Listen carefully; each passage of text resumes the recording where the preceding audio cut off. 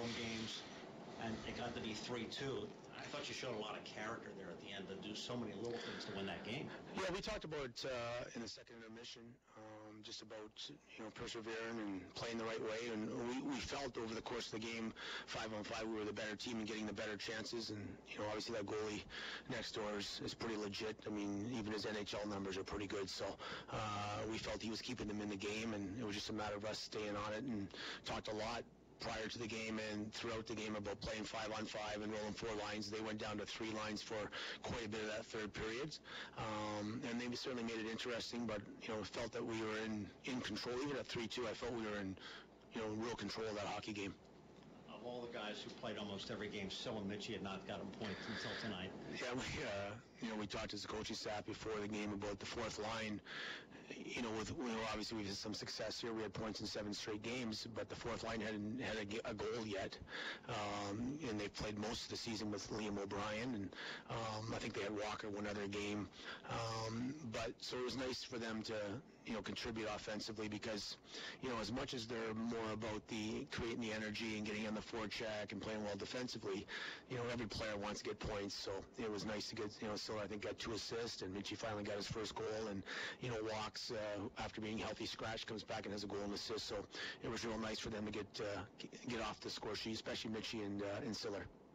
Do you think maybe there were a few unlucky bounces there in the second, particularly with the back-to-back power plays that maybe kept this from getting blown open in a second? Yeah, for sure. Like the power play, we thought really did a good job of moving the puck around, and I think we scored a goal after that second power play, 5-on-5, which was nice, but there was certainly some near misses, and we did like the movement on the power play. There was just, inches away from scoring, or, it was the pass to Verano for the one-timer was just, in his feet where he couldn't get the one-timer off, but, overall, I think except for maybe one power play, I thought they did a nice job moving the puck around tonight. A lot of times you get to, and it's happened here, you get to the end of the season, you're like, wow, I wish we gotten also a better start.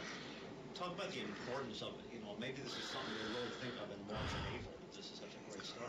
Right, and you got to remember we lost the first 2 games of the regular season. So when I'm looking at the schedule and especially that first 10-game segment, after losing the first 2, I'm thinking, well, if we can get to maybe 4-4-2 or even 5-3-2, and you'd certainly be happy with that record after the first 10-game segment. But to come back through now and get points in 8 straight, it's and there's some good teams in our division. Lehigh's much better this year, and obviously Wilkes-Barre is as good or better than they were last year. So and they just swept their weekend. So we got to stay in the pack and certainly worry about ourselves. But there's some good teams, and we want to stay in the mix there. You probably have a different relationship than anybody else in that locker room with Eric Bergdorf for bringing him, coaching him in the ECHL, and then bringing him here. Just talk about him getting that NHL deal this season.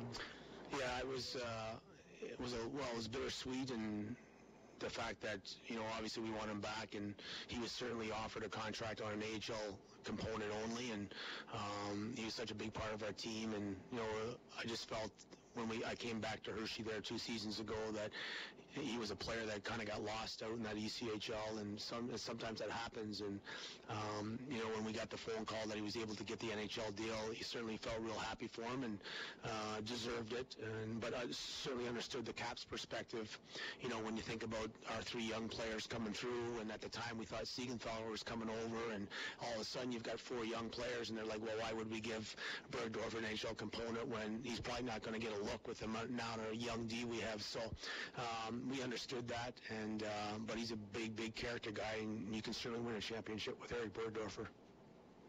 Seems like you're giving teams a lot of trouble down low on coverages. Is there bigger key?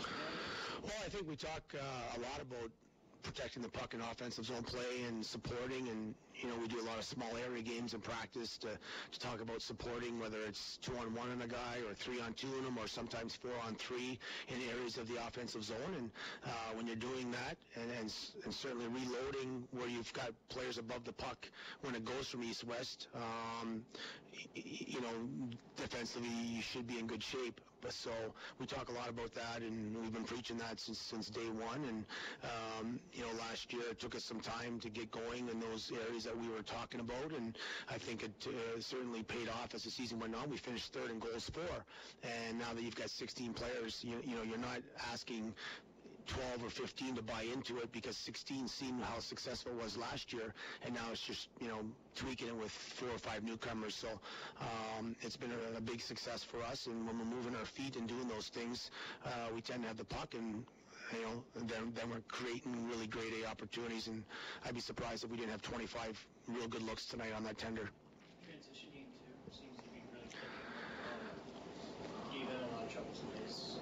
What are your strengths on that? Well, I think in the regroups, when we get the puck, we want to go north immediately. So our first option is always to go quick up, and that way we can keep teams on their heels. And if we can't go quick up, we certainly got some other things we talk about in terms of, getting the puck into the other end. And if teams step up and play with good gap control, you're going to have a good forecheck. And I thought last year our forecheck was one of our strengths as well. So you have to chip and retrieve against some teams, and last night was a prime example of that. We only had 13 grade A's, or 14 last night, which is, we try and get 16 or better, and last night we had 13.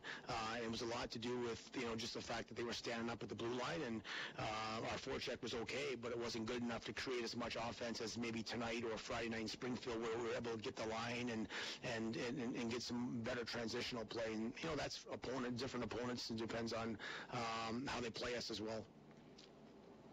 Good. Okay. Thanks. We'll see you next weekend.